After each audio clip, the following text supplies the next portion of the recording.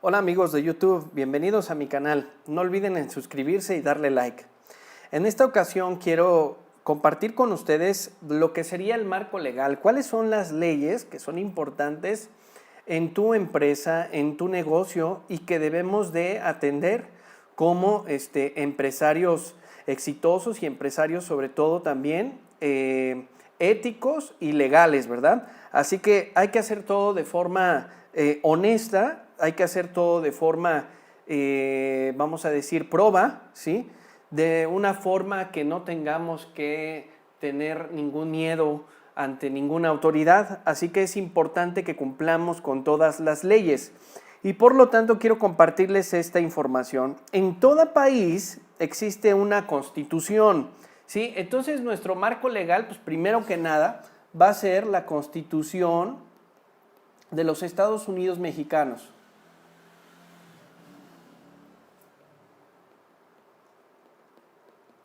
¿Sí?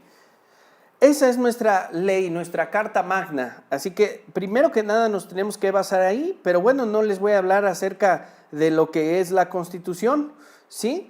Pero de ahí van a emanar toda la serie de leyes en las cuales nos tenemos que basar y que pueden ser divididas en varios puntos, por ejemplo, mercado, localización, estudio técnico, administración y organización, y el aspecto financiero y contable. O sea, en todos estos puntos, ¿cuáles son las leyes que tenemos que cumplir? ¿Sí?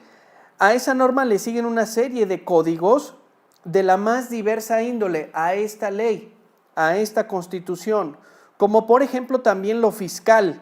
Sí, por supuesto estaríamos hablando de lo fiscal, de lo sanitario, de lo civil y de lo penal.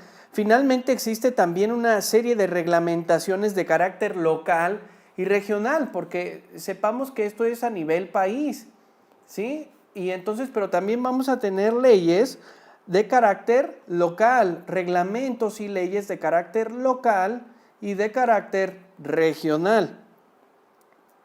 Así que también tendríamos que cumplir con estas obligaciones, ¿sí? Es obvio que tenemos que señalar que tanto la Constitución como una gran parte de todos estos códigos y reglamentos locales, regionales y nacionales repercuten de alguna manera sobre un proyecto. Todas tienen injerencia sobre un proyecto y por lo tanto debemos tomar en cuenta todas estas leyes, ya que toda actividad empresarial y lucrativa se tiene que encontrar incorporada dentro del marco legal, ¿sí? Que se está determinado, del marco jurídico determinado, ¿sí? No hay que olvidar que un proyecto, por muy rentable que sea, antes de ponerse en marcha debe incorporarse y acatar las disposiciones jurídicas vigentes, ¿sí? Entonces tenemos que verificar antes de poner en marcha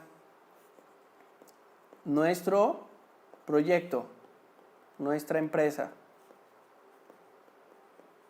Eso es bastante importante, amigos, ¿sí? Desde la primera actividad al poner en marcha un proyecto, desde que es la constitución legal, por supuesto. Entonces no vamos a poner en marcha nuestra empresa si no está antes constituida, ¿sí? Entonces necesitamos constituir nuestra empresa, es algo muy, muy importante.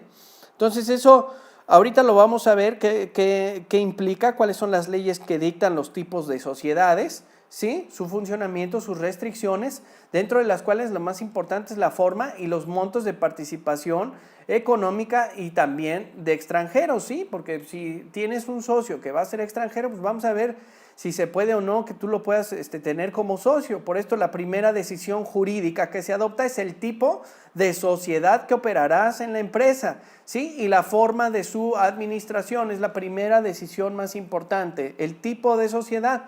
En segundo lugar, ¿sí? Vamos a determinar la forma de participación extranjera en caso de que existiera, ¿sí? Aunque parezca que solo en el aspecto mencionado es importante el conocimiento de estas leyes, a continuación te voy a mencionar aspectos relacionados con la empresa y se señala cómo repercute un conocimiento profundo del marco legal en el mejor aprovechamiento de los recursos con el que tú cuentas. Entonces, miren, voy aquí a borrar esto. Entonces, primero que nada, vamos a dejar aquí muy en cuenta cuáles van a ser los aspectos en los cuales tú tienes que revisar todas las leyes, para que luego no haya problemas con las autoridades de que hoy estás violando cierta ley, etcétera. Esto es bastante importante, dormir tranquilos, ¿no es cierto? Entonces esto es, vamos a decir, algo muy básico. Listo, terminé aquí de borrar. Muy bien, entonces, lo primero que tenemos que tomar en cuenta, mercado. Leyes en cuanto al mercado. Fíjense, 1. Legislación o leyes sanitarias. Si vas a vender comida, si vas a vender productos enlatados, si vas a vender productos envasados, etcétera, tienes que ver la legislación sanitaria sobre los permisos que deben obtenerse, la forma de presentación del producto, sobre todo en estos casos de la alimentación. Número 2, la elaboración y funcionamiento de contratos con proveedores y clientes. ¿Sí? Entonces esto es muy importante. ¿Cómo vamos a hacer contratos con tus proveedores y con clientes? Esto es muy importante que lo amarres, que lo tengas bien amarradito. ¿Por qué? Porque si tú no tienes aquí correctamente a los proveedores y te fallan, entonces con los clientes vas a quedar mal. Es muy importante, por experiencia te lo digo, tenemos que tener bien establecido un contrato con proveedores para que no te falle la materia prima. Y número 3, si tu negocio es un local que debe de estar abierto al público, etcétera, en una vialidad, debes de tener los permisos de vialidad. Y por supuesto los permisos, ya sea las licencias municipales,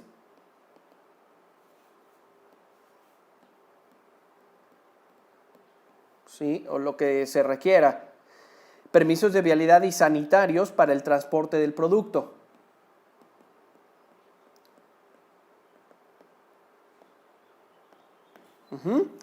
Bastante importante. Entonces tomen nota de todo esto. Por supuesto que es bastante interesante toda esta información para todos ustedes. En el inciso B vamos a poner leyes o marco legal que tengan que ver con la localización.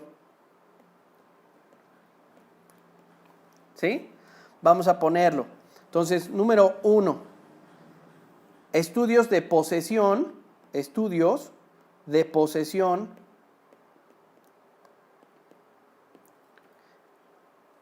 y vigencia de los títulos de bienes raíces.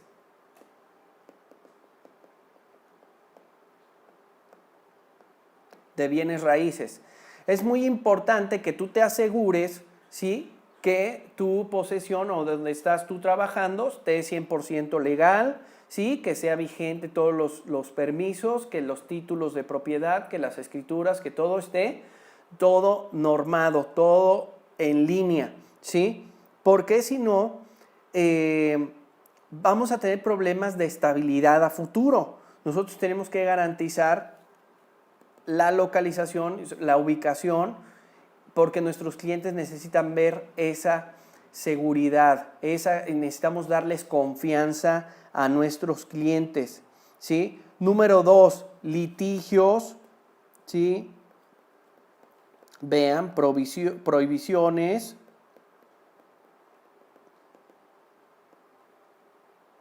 contaminación ambiental,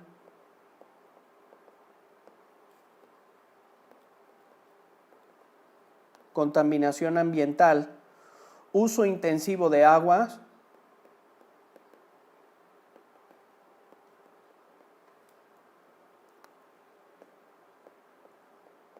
para determinadas zonas, ¿sí?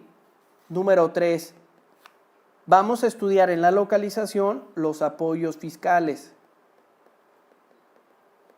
que puedan haber por medio de exención de impuestos a cambio de ubicarse en ciertas zonas. Eso es bastante importante. Muy bien. Número 4. Gastos notariales.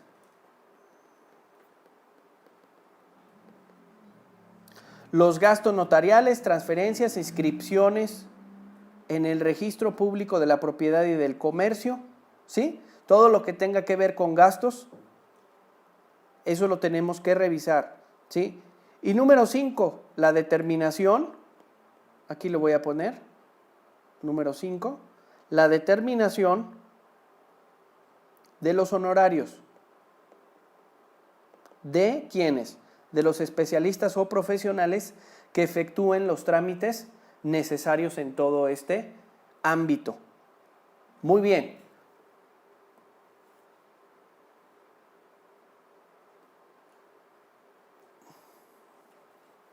Todos los comentarios que ustedes tengan, por favor los pueden dejar aquí en la caja de comentarios y serán bien recibidos y contestados oportunamente. Suscríbanse, denle like por favor, compartan con sus amigos. Esta es información bastante valiosa.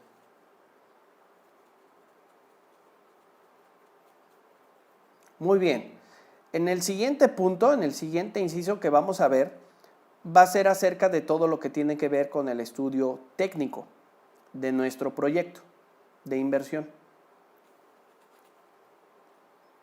¿Sí? Muy bien. Entonces, inciso C.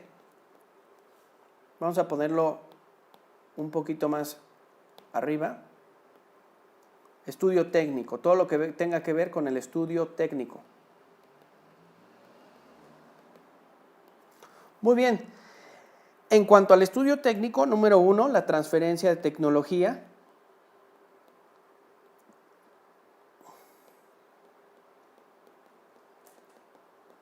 Número 2, compra de marcas y patentes.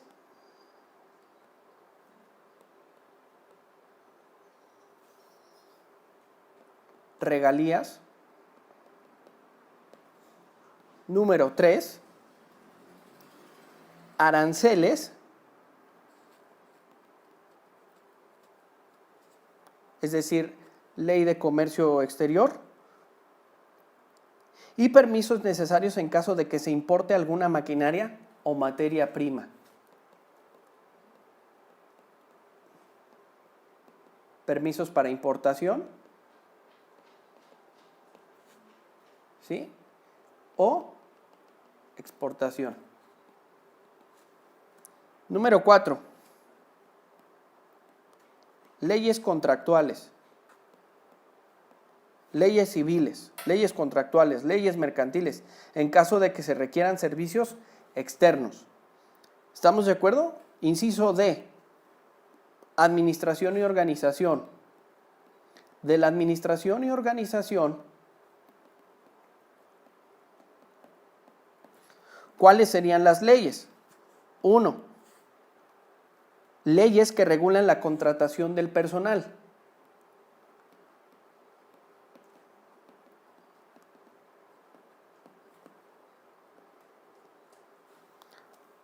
¿Sí? Muy bien. Pago de utilidades, etcétera. Número 2, prestaciones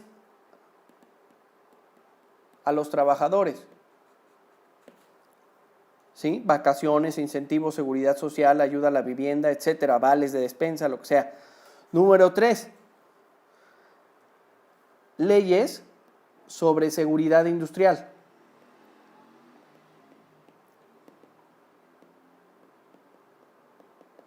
O seguridad de higiene.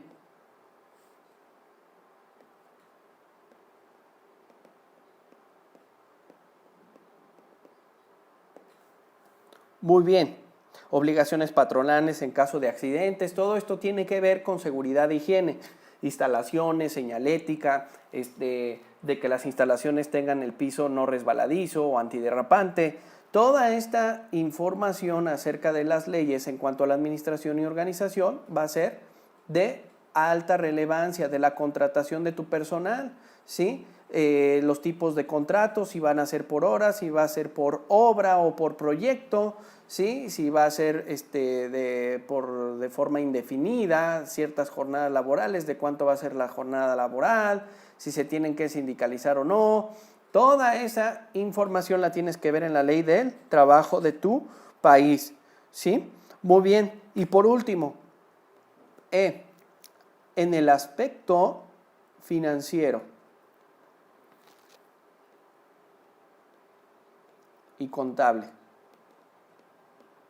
En el aspecto financiero y contable, por supuesto, tendríamos la ley del ISR o leyes sobre el impuesto sobre la renta, ¿sí? Y todo lo que rige lo concerniente al tratamiento fiscal sobre la depreciación, las amortizaciones, los métodos fiscales para la evaluación de los activos, de los inventarios, de las pérdidas, de las ganancias de la operación, cuentas incobrables, impuestos por pagar, ganancias retenidas, gastos que puedan deducirse de impuestos y los que no están sujetos a esta política, etcétera, ¿sí? Entonces, muy importante, ley de ICR, ley del IVA, etcétera, todas las leyes fiscales de tipo fiscal. Y número 2, ¿sí? Si la empresa adquiere un préstamo de alguna institución bancaria o crediticia, cajas populares, etcétera, hay que conocer las leyes bancarias, ¿sí? Las leyes bancarias y las instituciones de crédito, así como las obligaciones contractuales, sobre todo el tema de los contratos, ¿sí?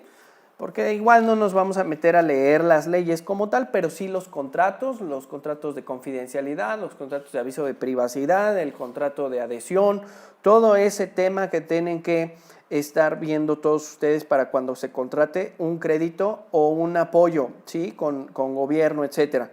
Esto y algunos otros aspectos legales son importantes, tanto para su conocimiento como para su buen manejo, con el fin de que la empresa aplique óptimamente sus recursos y alcance las metas que se ha fijado. Por supuesto, aquí, en el inciso anterior, estábamos hablando del tema del estudio de mercado, pero sobre todo estábamos hablando antes del tema de la constitución de tu sociedad, ¿sí? De tu empresa. Y aquí yo quiero serte muy claro cuáles son los tipos de empresa que en lo personal yo te recomendaría, ¿sí? Como profesional, ¿cómo te podría yo recomendar? ¿Cuál tipo de sociedad? Y entonces en este caso, a mí sí me gustaría decirte que hay diferentes tipos de sociedades. Primero te tienes que basar en la Ley General de Sociedades Mercantiles, ¿sí? Entonces ahí vas a encontrar una serie de sociedades. Mira, por ejemplo, la que más se utiliza, la SADCB, Sociedad Anónima de Capital Variable. Hay otra, SDRL. Esta se llama Sociedad de Responsabilidad Limitada, ¿sí? Luego tenemos, por ejemplo, la SCDRL, por ejemplo, o SC, que es Sociedad Cooperativa, ¿sí? Entonces, y por supuesto tenemos la SASDCB. Ok, muy bien, esta es anónima,